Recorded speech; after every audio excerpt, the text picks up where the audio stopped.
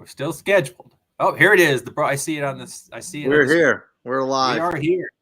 Happy Saturday evening, everyone. Welcome here on the EPG Sports Network here, the Down the Left Field Line Show. We were here last year for maybe 4 or 5 episodes. Robert Martrell on here with Parker. Parker, hope you had a good off season and looking forward to talking about some baseball, hopefully for the whole 2023 season this time. Yeah, I mean, we didn't. I'm kind of disappointed we didn't sign a frontline starting pitcher, but I like Contreras. I think it was a good sign. Good. So let's let's get right into it, Parker. I know this is something that you were really excited about talking about.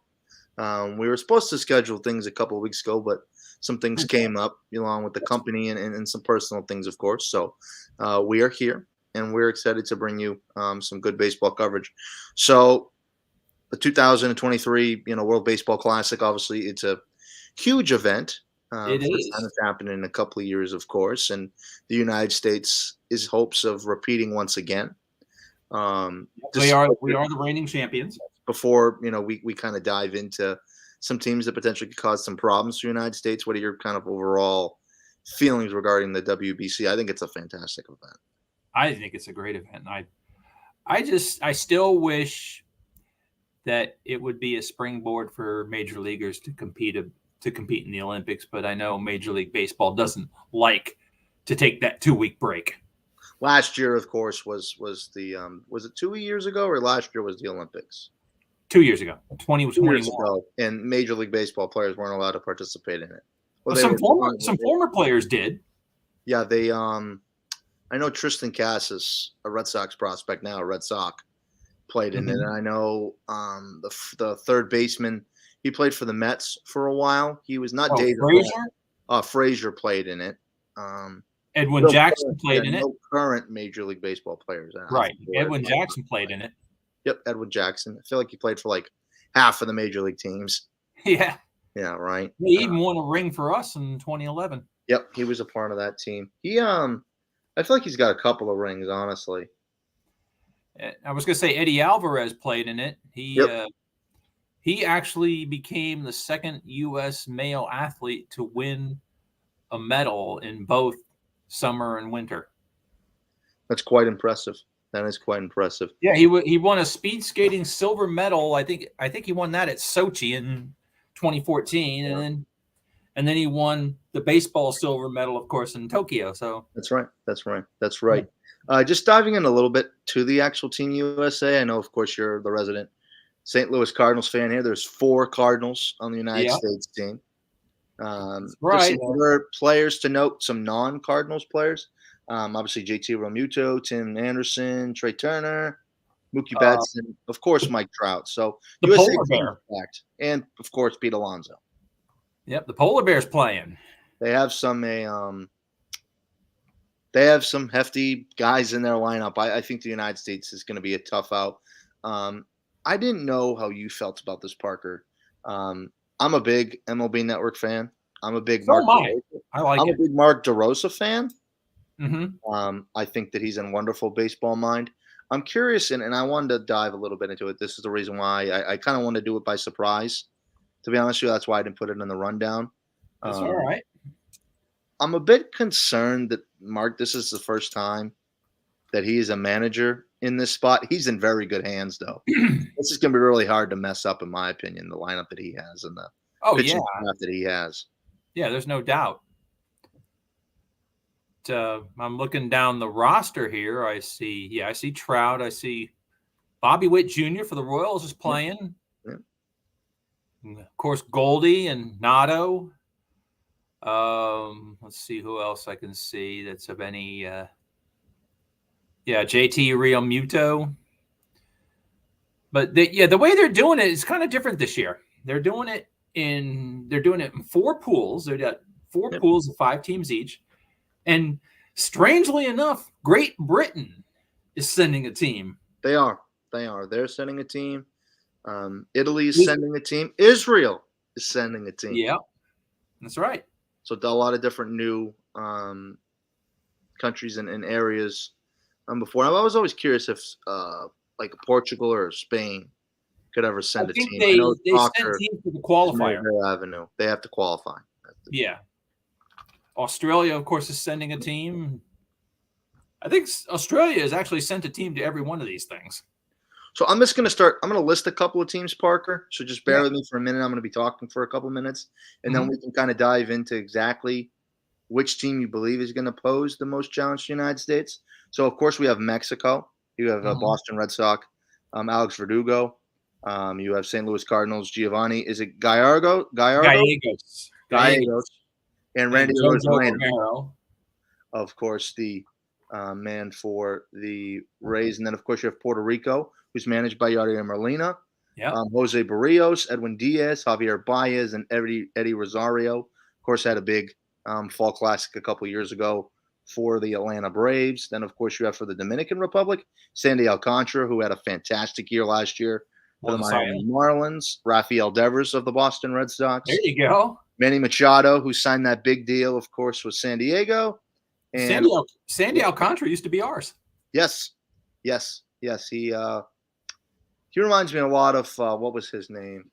Oh, the Red Sox had him. Not to the level. Manuel Margot.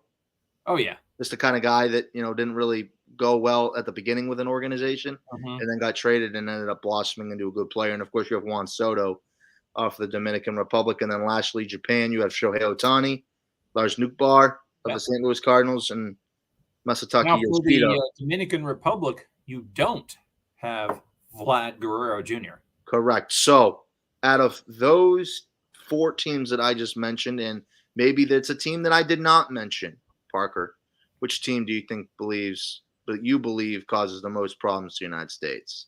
Great Britain. No, I'm just kidding. The Dominican Republic. Okay. I tend to agree with you, but I'm going to choose Puerto Rico. Okay. I feel like Puerto Rico, they have a little bit more depth. I feel like the Dominican Republic has a lot of guys that play in their leagues. Mm-hmm. They don't have as many major leaguers. I feel like that potentially in the later rounds, maybe like the depth could be in question. I feel like as we go further, I think one thing you're going to notice in this WBC, guys are going to get tired a lot quicker because they're not in midseason form. Right. So I think this is going to be a sprint to the finish. And, of course, that all starts, Parker, it starts on Tuesday. Yeah. I know the United States doesn't play till around Friday or Saturday. Saturday, I believe. Saturday it is. Yeah. And so I think a lot of these teams have a lot of time to prepare. But the first games are in like Taiwan. Yeah. That's right. These guys are going to be tired and they're going to be jet lagged. So it's going to be okay. So you say Puerto Rico and you say Dominican Republic. Yeah. I say Puerto Rico. So you mentioned to me, and I'm just texting back and forth about the pool of depth. Like World Cup soccer has a group of depth. Yes. So I want you to kind of get into that, and then we can kind of talk about it as we go. But I kind of want to leave that to you because I know you feel passionate about it. I think the group of death is Group D. That is the group with Puerto Rico, Venezuela, and the Dominican Republic. I think I would 100% agree with that.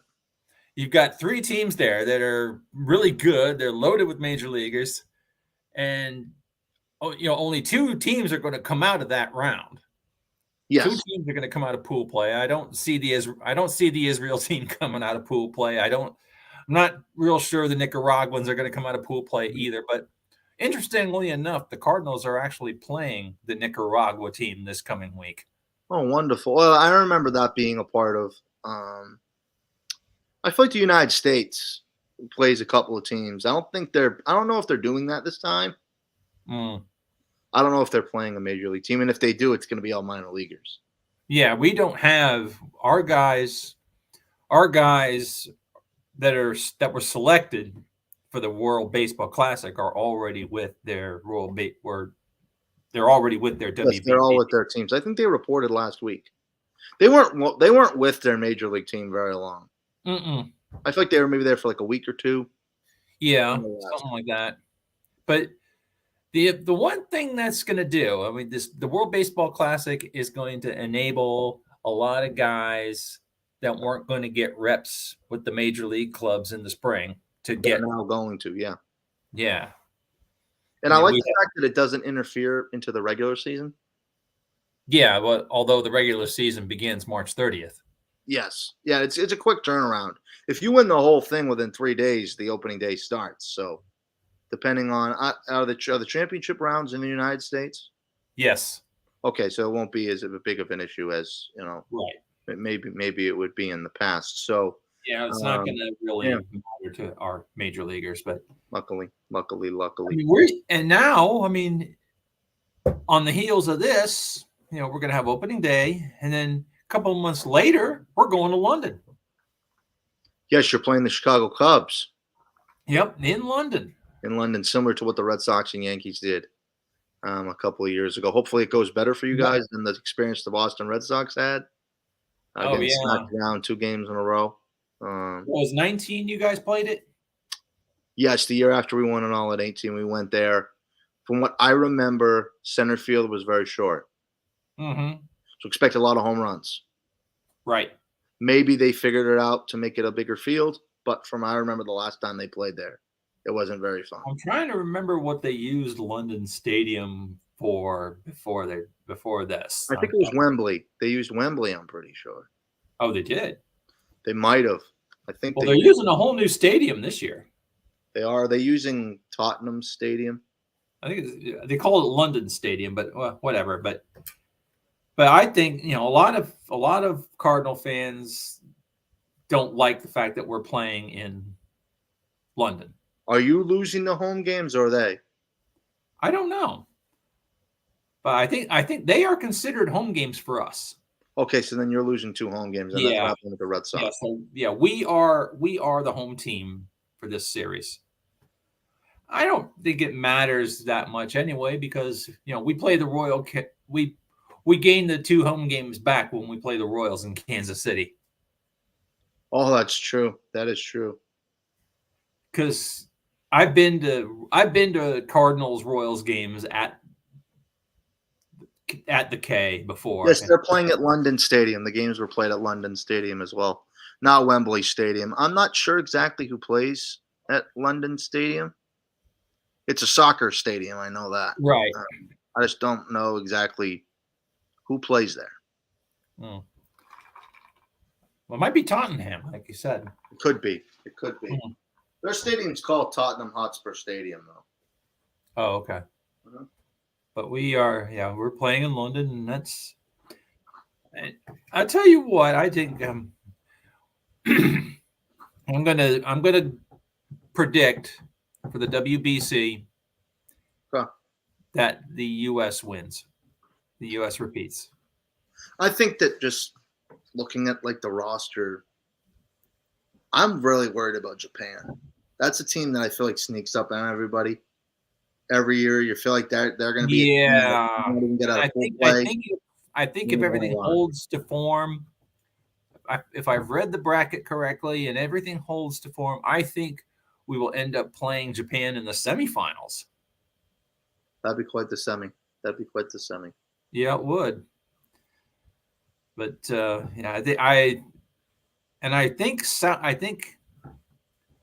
don't know. South Korea's got some good players.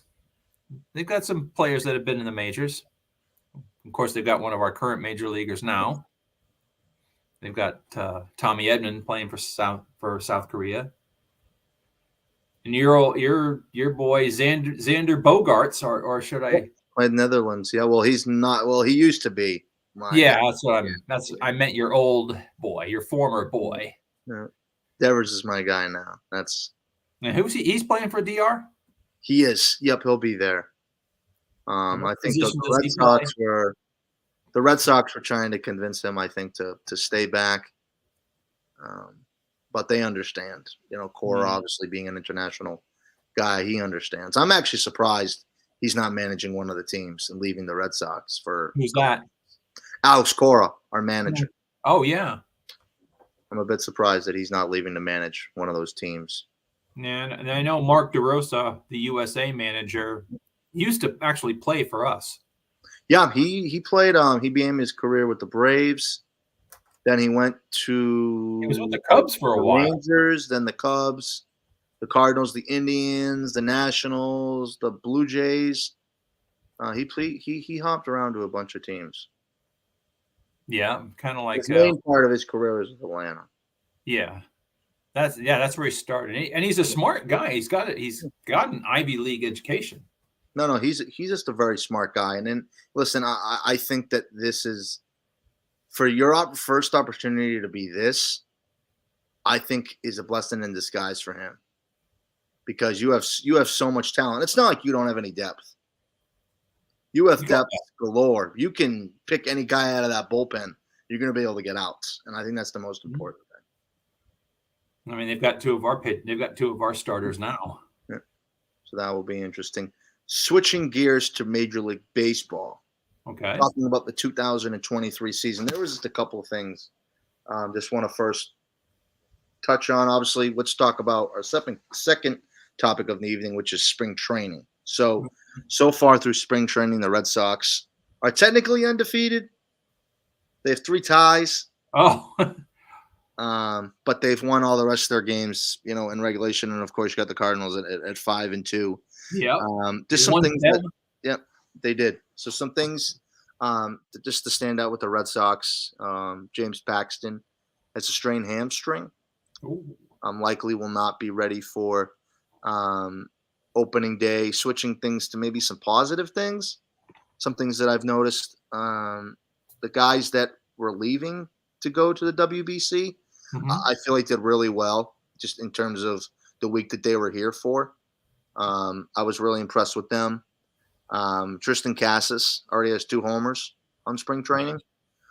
He was a guy that came up late last year that kind of sputtered a little bit at first, but then started picking up as we went on towards September. And then Josh Witkowski, a guy last year that really struggled for us.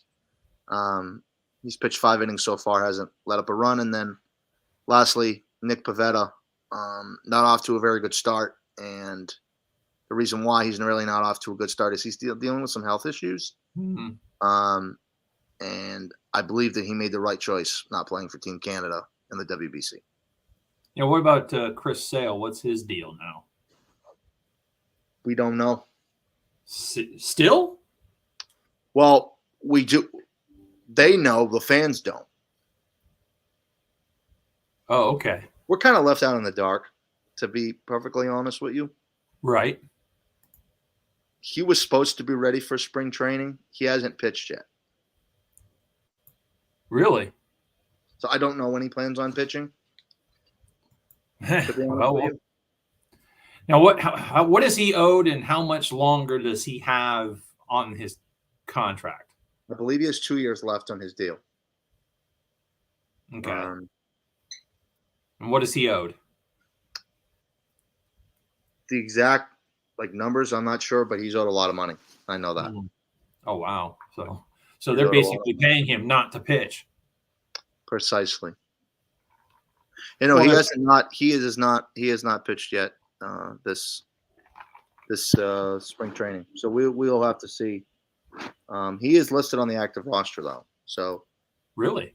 Yes. No. He is active. It's just that I think they're waiting to kind of figure out what his deal is going to be. Yeah, that's where we're doing the same thing with Jack Flaherty. He's on the active roster.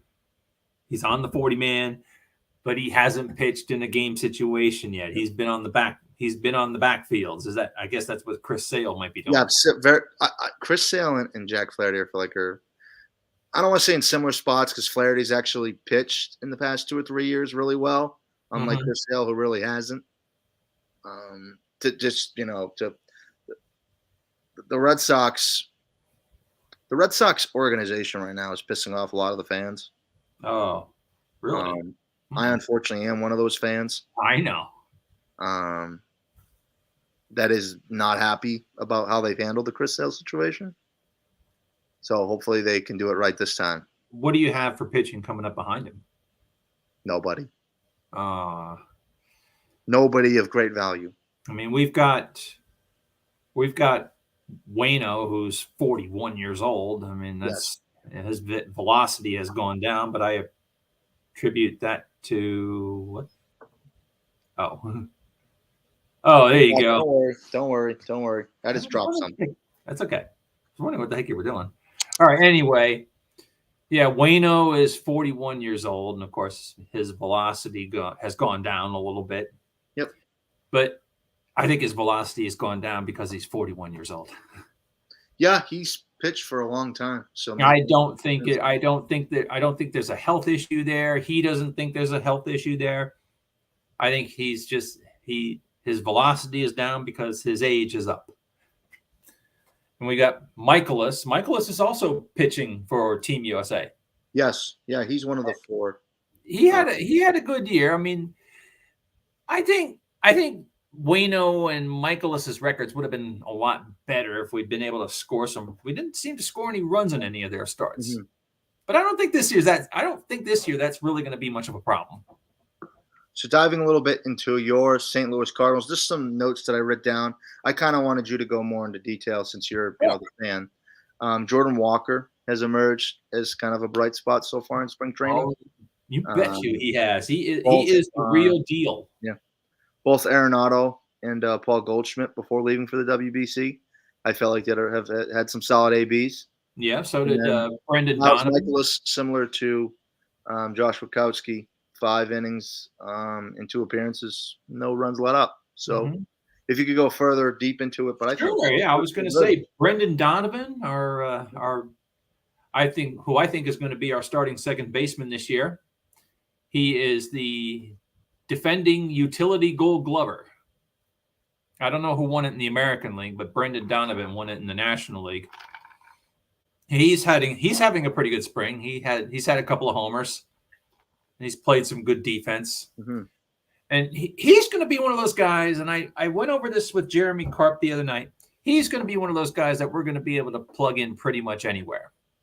I mean, I think he's going to end up being the guy at second. Okay. But he can play third, he can play first, he can play short, he can play left field, he can play right field. I don't think he's played center yet. Okay. He plays all 4 infield positions and the corner outfield positions. So you got 6 positions you can plug him into, and plus he's DH'd a few times. I think Juan Yepez is going to be our main DH. I mean, I think a lot of guys are going to get a crack at it, but I think Juan Yepez is going to get most of the reps. But I tell you what, Jordan Walker, he is the real deal. He is the real McCoy. I like it. He's got 3 homers this spring. Impressive. That's impressive. We're not even a weekend. I know, and he's going to get lots of reps because O'Neill and Newt are at the WBC. Who's Tyler O'Neill playing for? Canada. Oh, cool.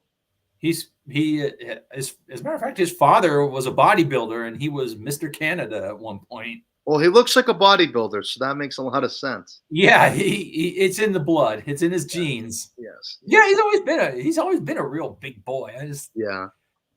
But he just had a lot of health issues this past year. I mean, 2 years ago, of course, he had 34 home runs. Yep. I mean, and I think, unfortunately, I liked Harrison Bader. He was a fan favorite, but he just couldn't stay healthy. But I think O'Neill and Carlson really made him expendable. Carlson, of course, last year having a nice season. Hopefully, he can continue into 2023. Yeah, there's somebody's that's gonna be an awful crowded outfield situation coming up here for us. I think the one thing last year in like May or June, you could say the Red Sox and the Cardinals had a lot of things in common. Mm-hmm. Then you flip the calendar to July, they had nothing in common. The Cardinals were in a race to the division title, and the Red Sox were just floating above water. Mm-hmm. So going into this season, the only 2 things they have in common is a crowded outfield. The Red Sox, they have a very crowded outfield going into this year. It's a very good problem to have. Yeah, it is. That's one problem. The one good problem the Boston Red Sox have going into this year is they have a very crowded outfield with a lot of guys that aren't great, but they're good. And that's a good thing. Now, what about power for the Red Sox? So we're going to get into that. one thing I wanted to get into is because I know that you're kind of an old-fashioned baseball guy. You're a National League guy, so the batting in the lineup, all the the DH, all these things. What are your thoughts on the pitch clock? I think it's going to help some guys. Okay. They're going to have to work faster, but so I know we have a couple of guys. I know Gallegos especially likes to take his time, and I'm wondering if that's going to throw him off his rhythm. I mean, he doesn't take too much time, but he takes more than the time that is now required on the pitch clock. But I mean, it is what it is. I guess we just have to deal with it. So, one thing that Major League Baseball did is they've introduced this already in minor league baseball for 2 or 3 years. So this isn't just some new thing that they're trying. I think if they didn't try to minor league baseball and just put it to Major League Baseball, I think it'd be more of an issue. I personally like it. My thing is, though, I do not want to see a game end with bases loaded. Oh, and the guy. Oh, I see. And the pitcher takes too long to pitch, and the and clock it's a 3-2 runs out. count, and the guy walks and the game ends. I don't want to see that. Yeah, no, that's that. I mean, I don't want to see it. I don't really like the ghost man on second either. Oh, in extra innings? Yeah. I hope they don't ever. They said it's permanent. So they're going to do it in the postseason, I believe, as well. Oh no! Yeah. I think that's so. That's just going to mean make sure you don't get make sure you don't get to extra innings. I think it's going to be that's the moral of the story. Yeah. Make sure it ends. I think what's going to really benefit is the postseason games.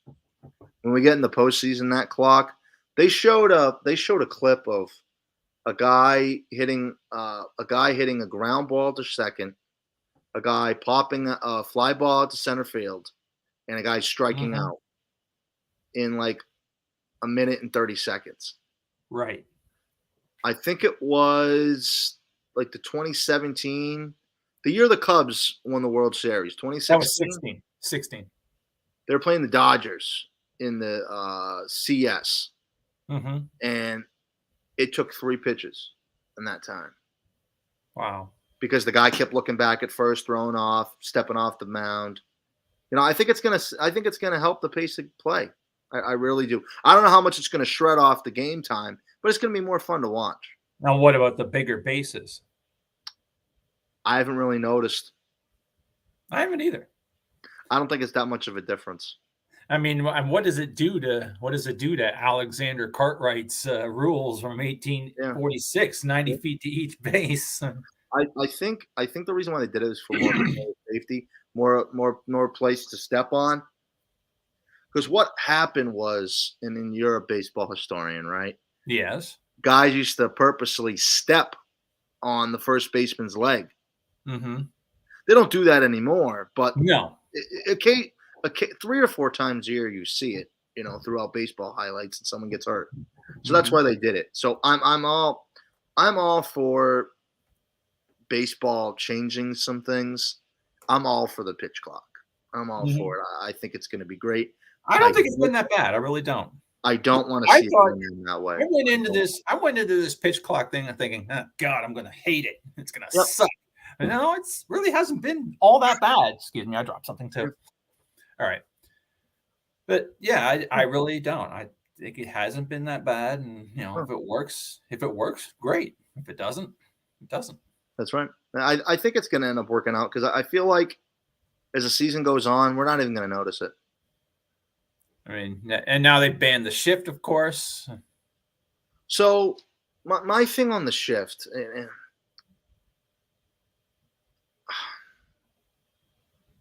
there's ways to work around it.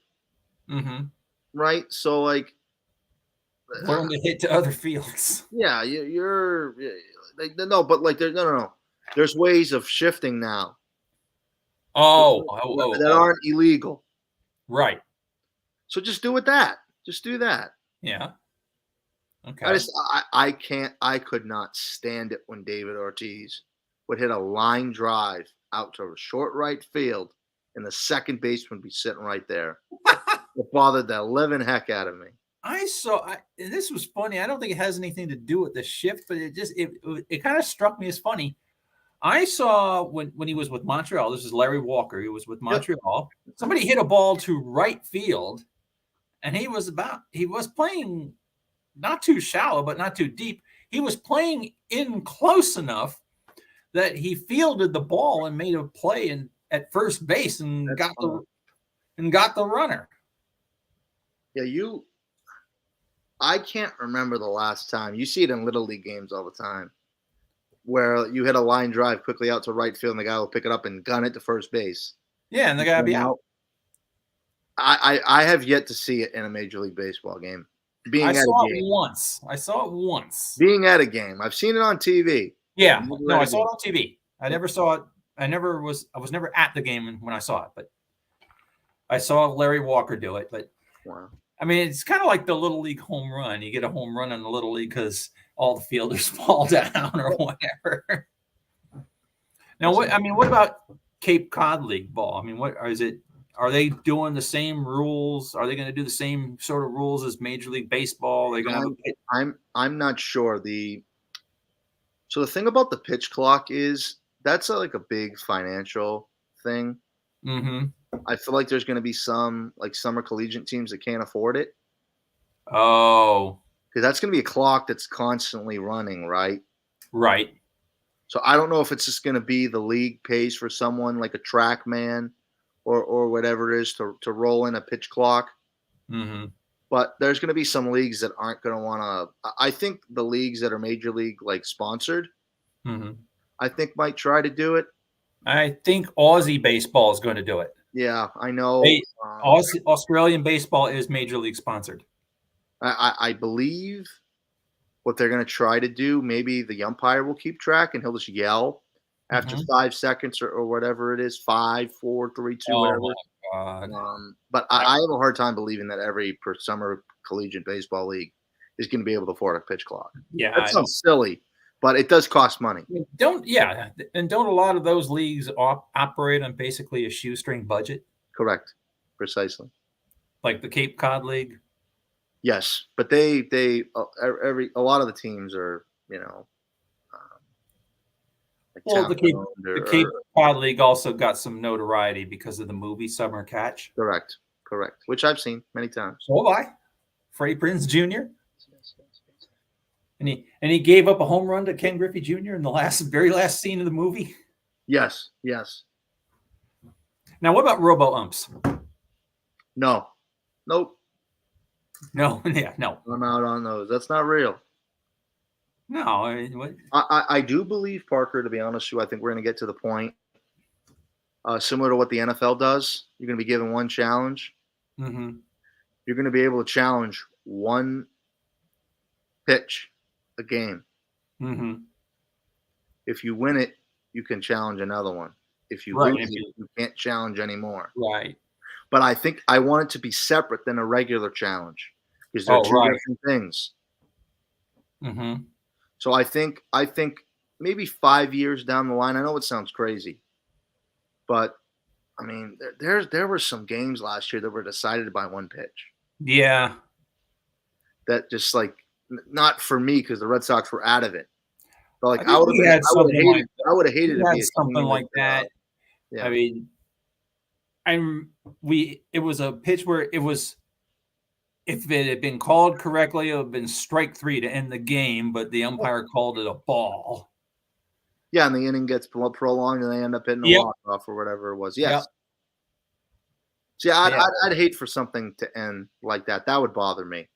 I remember, I think it was the Dodgers that either did it or it happened. The Dodgers were involved somehow in this. I remember one game ending on a walk-off balk. A walk-off balk.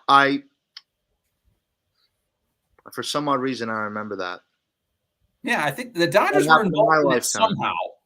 I don't know if they were the beneficiary or the victim. I can't remember, but it has happened. It has happened.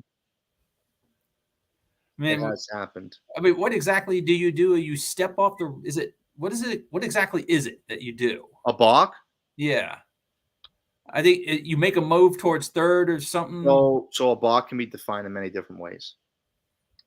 From what it's been explained to me, from what Mhm. I have learned being a young broadcaster in all my years when I used to do baseball all the time. I Okay. do other sports now.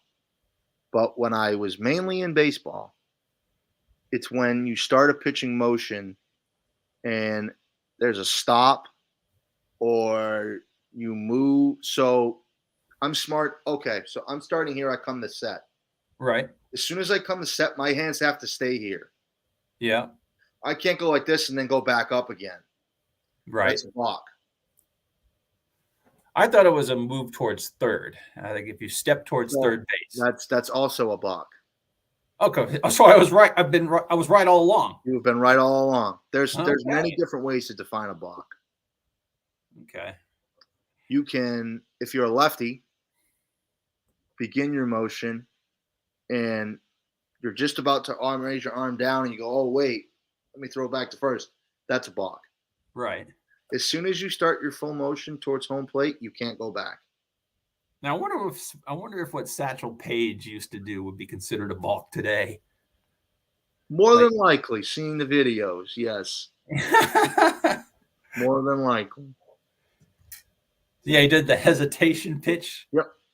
There's I think it's actually John Lester who pitched for both of our teams. Actually, Yep, he used he to just not even be able to throw the first base.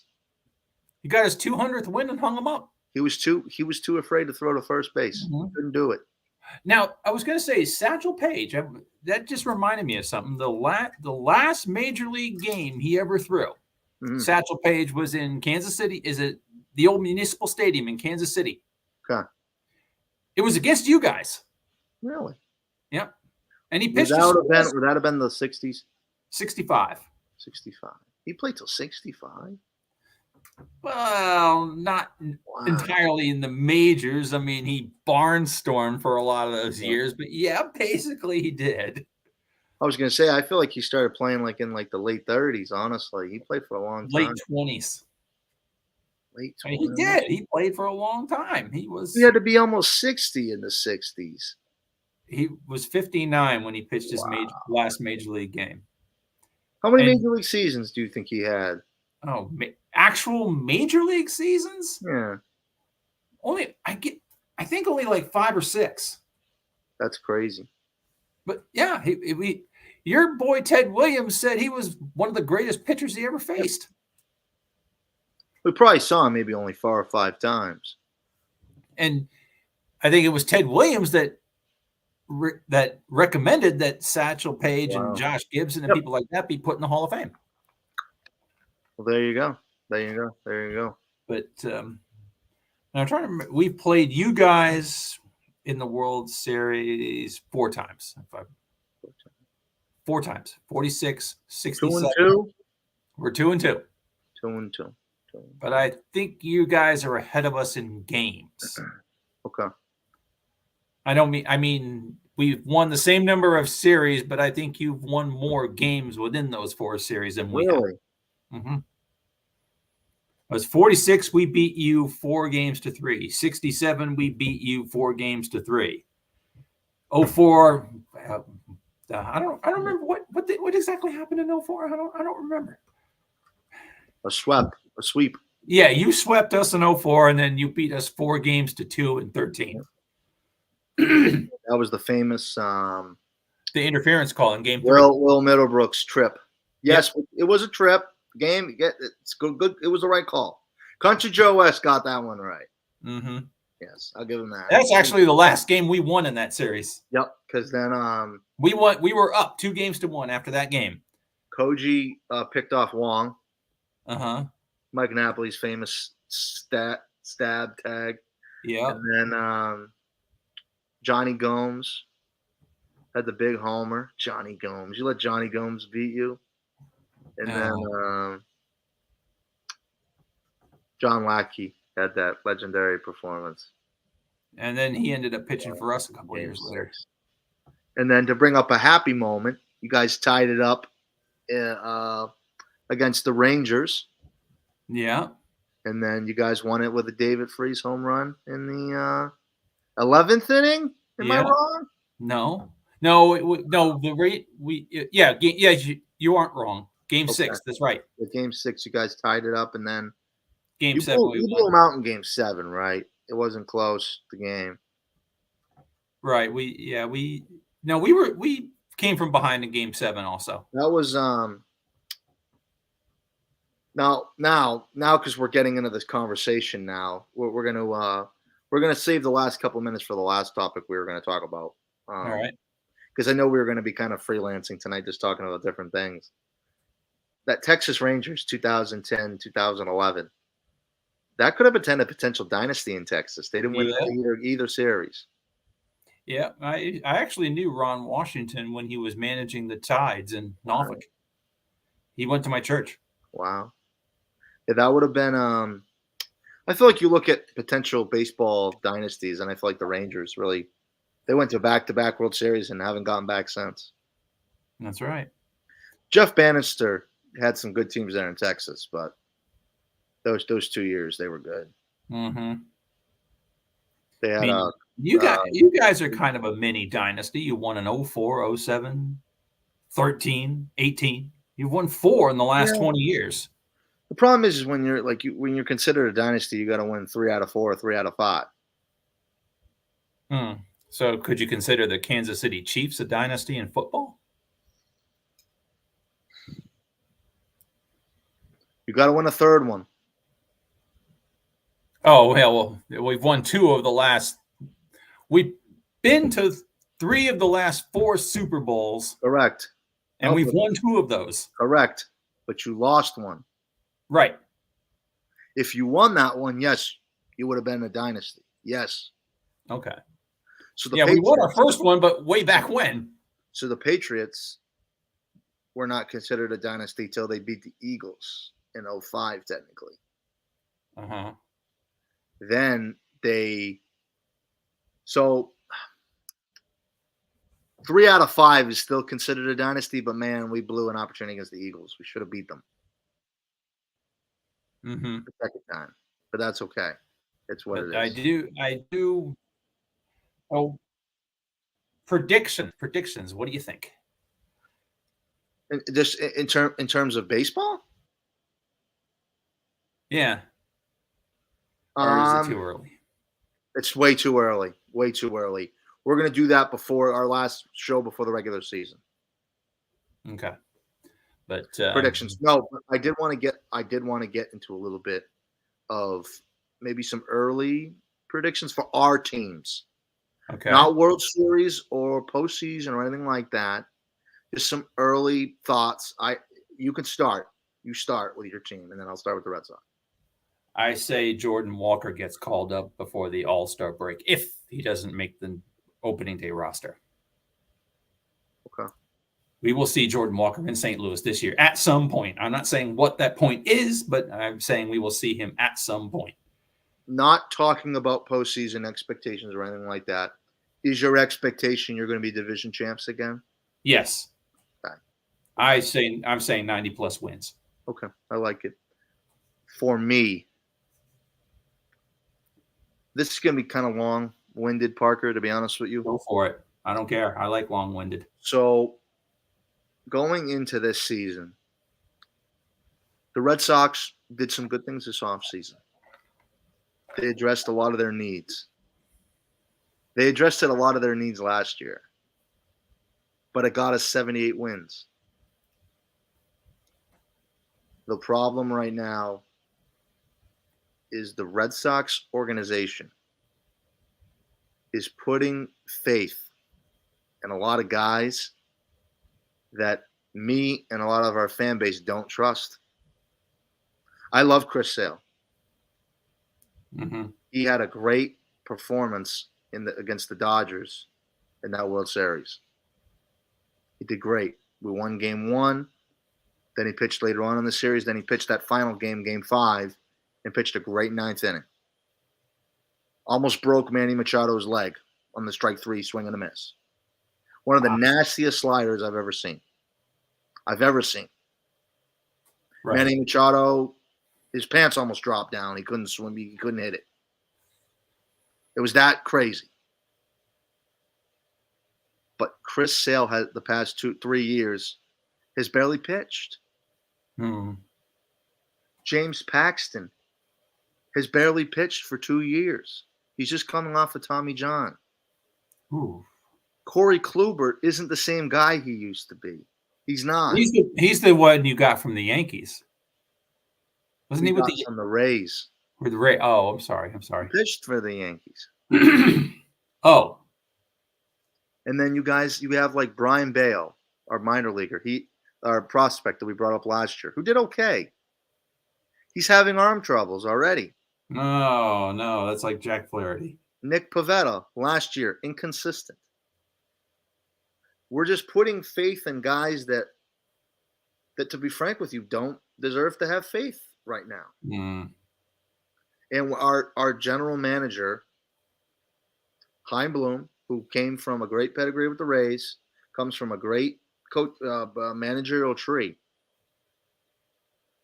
We haven't made a major big splash. He has yet to make a major splash since he's been our general manager. As yet. Trevor Story and Yoshida don't count. I'm talking a big market guy. And he came here to grow a minor league system. Well, where are they? Where are they? Mm-hmm.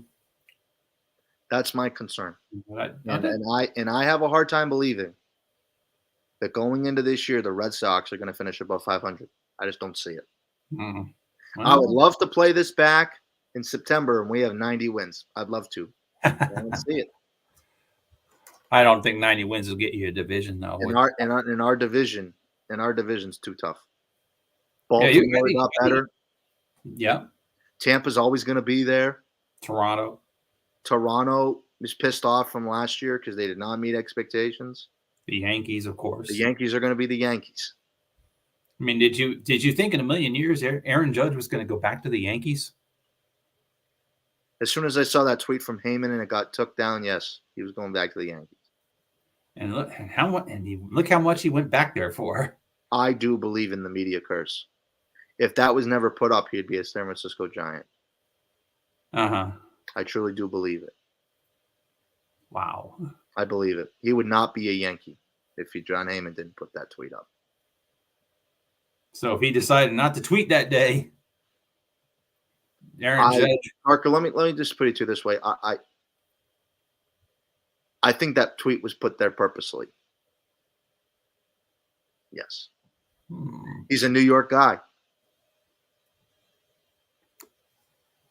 I don't like to accuse people of things, but he's a New York guy.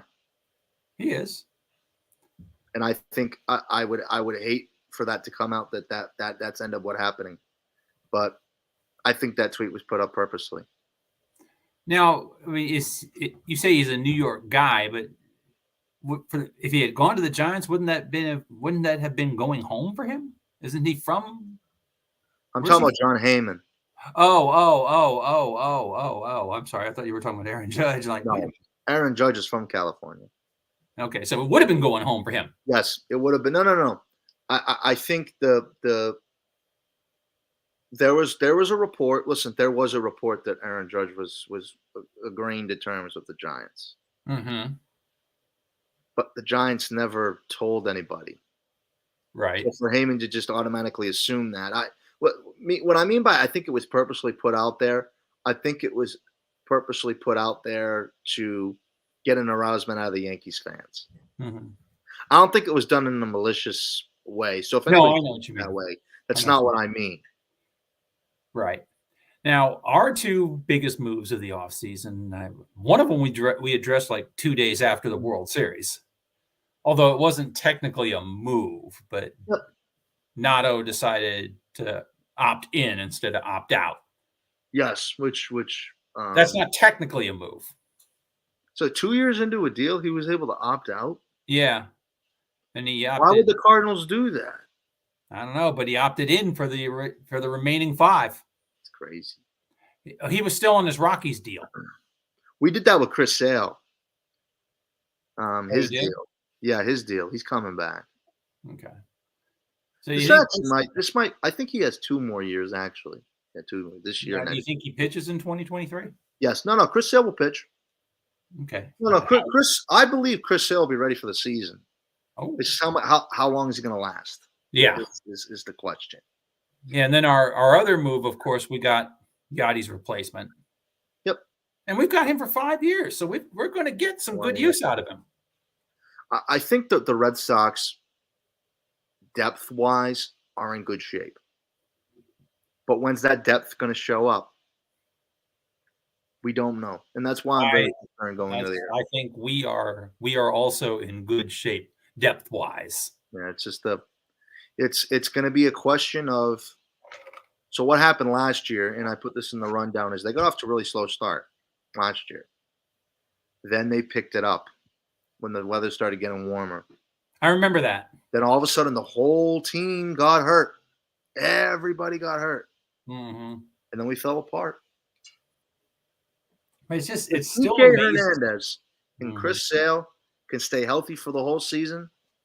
The Red Sox have a shot to win 80 to 85 games, and I'm perfectly happy with that. A winning season this year, fine, great, wonderful. We have a shot to get to the wild card. That's great. Yeah, nothing wrong with that. I mean, there's nothing wrong with that. But I think I don't know how we're going to finish above 500. I don't know. I mean, I think the offense for us is going to be our pitching is suspect. I admit that. Yeah. But although I will say that Matthew Liberatore had a pretty good outing. I remember him, Liberatore. He's good. He's good. Yeah, as a matter of fact, he pitched the game that actually got the U.S. qualified for Tokyo. Huh. I remember Matthew Liberatore. He's good. Okay, yeah, he was a Rays prospect for a while. Yeah, they just looking at our prospective divisions aside, I feel like the Cardinals right now, you look at them, right? Mm-hmm. Outside of the Milwaukee Brewers, who last year completely fell apart, who's going to challenge them for their division? No one. No one. I don't even really. AL East. You look at the AL East. The Yankees going into this year are the favorite to win the division. Mm-hmm. But they're not the team they were last year. They're not. Right. They're going to be different. Everyone's expecting them to be good. See, going into last year, I thought the Yankees were going to finish in third or fourth place. Ooh. Granted, then but then they fell apart. The Yankees should have been a 110 team last year. Mm-hmm. They fell apart after the trade deadline. Yeah, they got swept by us. They completely fell apart. They should have been a 110 team. The Yankee season last year, just to be honest with you, was a failure. Uh-huh. Complete failure. I mean, even they got embarrassed by the Astros. Yeah, that was the worst thing to happen for the AL East, just so you know, because now they're coming in pissed off this year. The Yankees. Ooh, so they're going to be. We're in big trouble. The Red Sox actually fared quite well against the Yankees last year. Okay. Even though we didn't win the season series, we gave them a run for their money a couple times. Okay. We beat them a couple times at home at Fenway. I don't think we only beat them 1 or 2 times at Yankee Stadium. They kicked our butt pretty bad. But one thing I do like about the Red Sox and the Yankees rivalry is the history. I mean, how old it is. How long it's been around. It's been around since the early 20th century. I mean, they weren't even crazy. You know what the crazy part is about the Red Sox and Yankees rivalry? What's and that? The Cardinals and Cubs rivalry? They've barely seen each other in the postseason. Mm-hmm. They don't really see each other very often. We saw the Cubs in the postseason in 2015. Yes. That was the first time. No, it was not the first time ever. I don't care what those stupid ass announcers say. It was not the first time ever. It was the first time in 130 years. The Cardinals were in a different league, or at least the franchise that is now called the Cardinals were in a different league. They were in the American Association. That was They in the didn't- late 1800s. They saw each other. Yep. Yeah. In the World's apostrophe S series. We talked about this last year. I remember. Yep, that's right. We did. Yes, yes, yes. But But that no, was, I just feel like the Red Sox and Cardinals are two different stratospheres. So this can be an interesting season for sure. I think just so our viewers know, we're going to be doing our shows every other week. So we will not be back for our show until the again 18th. till the 18th. Mm-hmm. So we'll be doing the 18th. We will be back. We do have a couple more minutes though, so we're still going to talk. We're going to talk right up till 9:15. So our hour. Yep, it's 8:10 my time now. So time slots we do have. So Parker, before we go, what are some kind of things that you're looking forward to? Hopefully a full season of our show. As we move forward towards spring training. Next Saturday, we are going to hopefully be able to recap the USA game. Yep. So that will be exciting. We'll be able to talk a little bit more. I think when we get into the regular season, we're going to have a lot more things to talk about. I just kind of wanted to introduce the show and just talk about our respective teams. Definitely. But like I said, I'm looking forward to talking about Jordan Walker on this show. Jordan Walker on this show. Okay. Yeah. I mean, not getting him on, but talking about him on the show. I know what you mean. I mean, I'd like us to be the guys that basically introduce Jordan Walker to the world. That would be cool. I mean, who do the Red Sox have coming up like that? I mean, I like Devers. He's going to have a good career. Tristan Cassis is probably our guy that we see. I like Tristan a lot. He's a really, really good player, and he's solid defensively. The past 5 or 6 years, we haven't had a solid first baseman. Mitch Moreland wasn't that solid of a first baseman. He was okay. Yeah. He was fine. But we had Bobby Dahlblack playing first base, who can't play first base. I mean, we have, as far as we're concerned, we have the solid first baseman. You do. You have the first baseman, yeah. You guys are pretty solid. I feel like since we had Mike Napoli, I feel like we haven't had a really solid, really good first baseman. I remember him. He played in the series against us with the Rangers. Listen, though, Mitch Moreland, he was a great player for the Red Sox. He had a lot of home runs in a lot of important games. When we won it all in 2018, he had a big home run against the Dodgers. But I think that the moral of the story with Cassis is that he needs to perform. So these guys that Bloom has brought up, here's the thing. If the Red Sox have a bad year again this year, there's a chance that Bloom's going to get fired and the Red Sox are going to have to reinvent the wheel again. But if these prospects that Bloom's talking about so heavily come up and produce, he's going to be able to keep his job regardless of how the team does. Okay. That's the good news about Bloom. Is if he really is developing this minor league system, if these guys come up and do well, he'll keep his job. But these guys aren't doing their job, and that's the problem. Aside from Jordan Walker, we've got Mason Wynn. He played. I think he played in this past year's Futures game. Okay, that was in L.A. The Futures, the All-Star game, right? In L.A. Yes, it was. It was supposed to be the year of the pandemic. It was supposed to be in L.A. I believe. I may be wrong. And I think at 21 it was supposed to be in Atlanta. Yes, and then yeah. The voting rights thing, and then they switched to Colorado. Yeah, this past year's game was in LA. That's right. But where's the All-Star game this year? What? Where is the All-Star game this year? Oh, where is it? Let's see. That can be. I know it's in July, obviously. Yeah. Yeah. Let's see.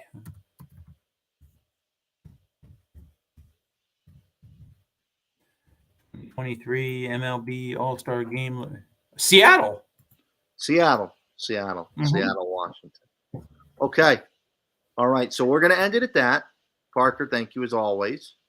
You're welcome as I always. appreciate it. I'll be sure to message you throughout the week and throughout these next, whatever 10 days until we have our show next. And I'm The looking 18th, I forward believe it to, is. yes, the 18th. Okay. Okay. This time works, right? So Right. We'll do it then. So we will be here every other week on Saturday evenings, starting at 8:15 Sounds Eastern good. Time, 7:15 Central Time for everyone watching out in Missouri. Thanks, guys. Have a good one. Thanks, guys. We'll see you in 2 weeks.